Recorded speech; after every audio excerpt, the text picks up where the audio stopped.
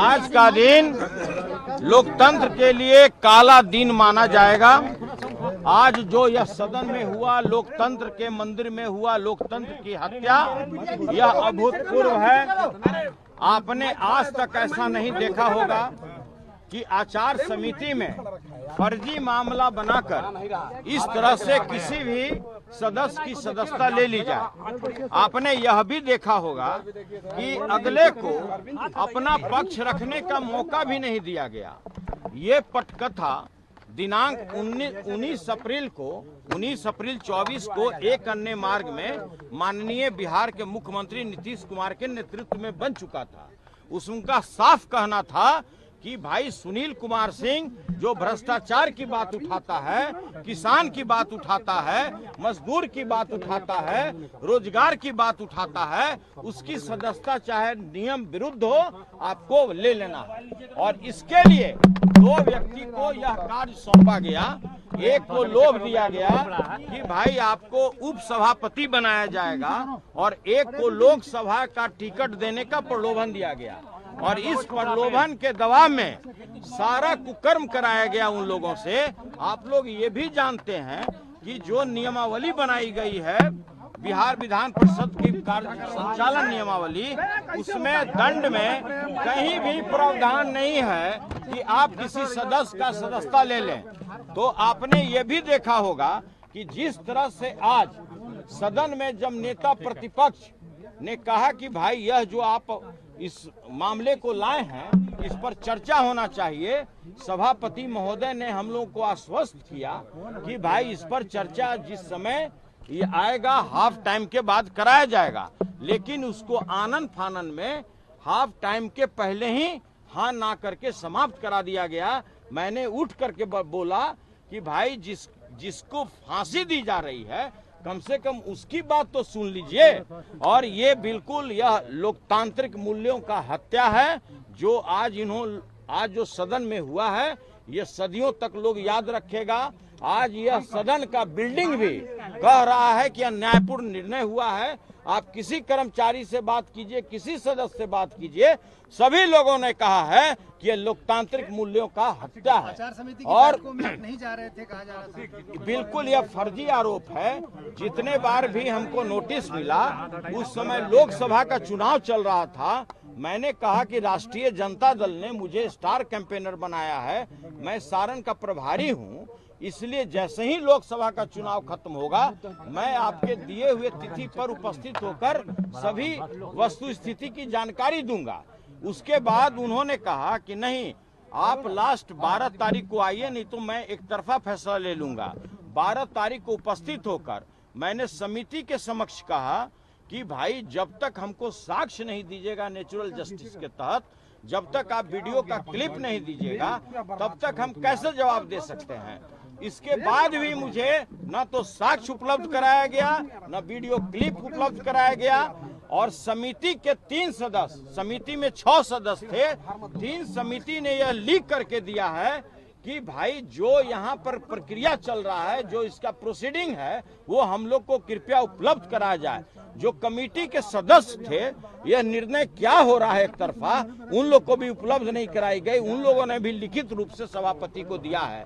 इतना ही नहीं, आपने ये भी देखा होगा कि कहीं भी दंड में, कहीं भी उसमें निष्कासन का और किसी भी तरह का सदस्यता उसका लेने का कोई प्रावधान नहीं है।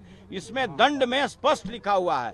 लेकिन इस तरह से गैर कानूनी कार्य करके नीतीश कुमार जी के दबाव में, आप अच्छी तरह जानते हैं कि जिस तरह से यहाँ भ्रष्टाचार व्याप्त है, लगातार हमारी राष्ट्रीय जनता दल यह मामले को सदन में उठाती थी, हम लोग इस मामले को उठाते थे और इसी का खामियाजा हमें भुगतना पड़ा। कार्रवाई होना चाहिए था बिहार के माननीय मुख्यमंत्री नीतीश कुमार पर, जिन्होंने लगातार हमें बर्बाद करने की धमकी दी। नीतीश कुमार पर कार्रवाई होना चाहिए। जिस तरह से उन्होंने महिलाओं को अपमानित करने का काम किया और जिस तरह से दोनों सदन में उनका बयान आया, कार्रवाई उनके ऊपर होना चाहिए। कार्रवाई उनके ऊपर होना चाहिए। कार्रवाई उनके ऊपर होना चाहिए था कि भाई अभी हाल में ही उन्होंने दलित महिला विधायक को जिस तरह अपमानित भाषा का प्रयोग किया, कार्रवाई उनके ऊपर होना चाहिए। लेकिन उनके अपने आका को खुश करने के लिए सारे गरिमा को लोग त्यागते हुए, सारे कानून को ताक पर रखते हुए उन्होंने एक तरफा कार्रवाई मेरे विरुद्ध किया है। क्या करेंगे? देखिए, आगे निर्णय लेना मेरा पार्टी का काम है। राष्ट्रीय जनता दल के राष्ट्रीय अध्यक्ष आदरणीय लालू प्रसाद जी ने सदन में गरीबों की बात रखने के लिए, अल्पसंख्यकों की बात रखने के लिए, किसानों की बात रखने के लिए हमको भेजा था और हम लोग 100% उस मामले को उठाते रहे, भ्रष्टाचार पर बात करते रहे। कोई ऐसा जिला नहीं है, कोई ऐसा अनुमंडल नहीं, कोई ऐसा प्रखंड नहीं जहां बगैर रिश्वत का कार्य होता था। एक साथी ने माफी मांग लिया, आप भी क्या माफी मांगने कहा गया था देखिए, आपको? माफी मांगना चाहिए माननीय नीतीश कुमार को कि उन्होंने अपराध किया है, उन्होंने गलत आचरण किया है। वो लगातार सदस्यों को बर्बाद करने की धमकी देते रहे। हम लोगों ने कभी भी जो विधान परिषद की जो प्रक्रिया और कार्य संचालन नियमावली है उसके प्रतिकूल हमने कभी कोई कार्य नहीं किया है। सभी लोग जानते हैं, हम लोग जनहित के मुद्दा उठाते थे जो माननीय मुख्यमंत्री जी को नागवार गुजरता था। माननीय मुख्यमंत्री जी के दबाव पर सारी कार्रवाई की जा रही थी और इसकी पटकथा मैंने पहले भी कहा है कि 19 अप्रैल को ही तैयार कर दी गई थी एक अन्य मार्ग में। उसके अलावे देश में पहली बार आपने देखा होगा कि जो पत्र हमारा हाथ से लोग स्वीकार नहीं करता था, जो हम सभापति या जो आचार समिति के अध्यक्ष थे उनको देते थे, तो मैंने डाक से भेजना शुरू किया। डाक मेरा लौटा दिया जाता था। मेरा डाक कहता था कि नहीं, सचेतक सुनील कुमार सिंह का चिट्ठी रिसीव नहीं करना है। इस तरह का वाकया इस सदन में हुआ है और यह बिल्डिंग भी आज आंसू रो रहा है कि जिस तरह का न्यायपूर्ण कार्य मेरे साथ किया गया है, जिस सदस्य के साथ किया गया है, आज मेरे साथ हुआ है, कल किसी और के साथ होगा। सरकार आती है और जाती है।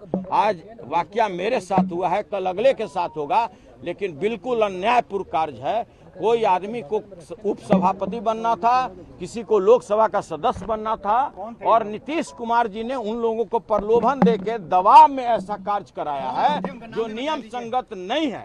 आज तक पूरे देश के इतिहास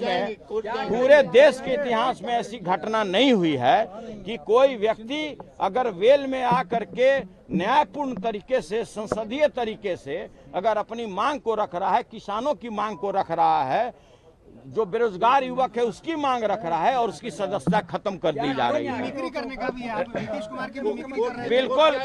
बिल्कुल फर्जी आरोप है। अगर मिमिक्री आप कभी भी, आप लोग मीडिया वाले हैं, आप लोग भी जब कार्य संचालन होता है तो उस समय आप लोग भी उपलब्ध होते हैं। कभी भी वीडियो निकाल लीजिए कि क्या डॉक्टर सुनील कुमार सिंह ने कभी मिमिक्री की, और यदि मिमिक्री करता भी तो वो भी अपराध नहीं है, वो भी अपराध के श्रेणी में नहीं है कि कोई किसी की मिमिक्री करे और उसकी आप सदस्यता ले लें। आप लोग जानते हैं कि भारत के माननीय प्रधानमंत्री जी भी किसी की मिमिक्री किए लेकिन उनकी सदस्यता नहीं गई। यह बिल्कुल फर्जी है, यह आरोप फर्जी है और ये लोग डिटरमाइंड थे। पटकथा पहले से तैयार था और इसमें जिस तरह का आरोप लगाए गए हैं, कहीं दूर दूर तक मेरे ऊपर आरोप साबित नहीं होता है।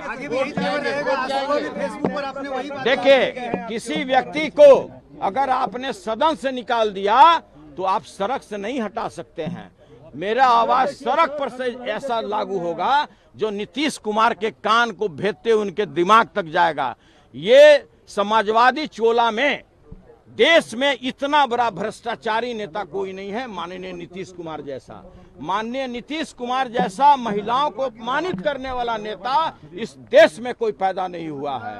माननीय नीतीश कुमार जैसा नेता जो सदन में प्रत्येक सदस्य को डराता हो, कहता हो कि दबाव देंगे तुम बर्बाद हो जाएगा, ऐसा नेता आपने नहीं देखा होगा।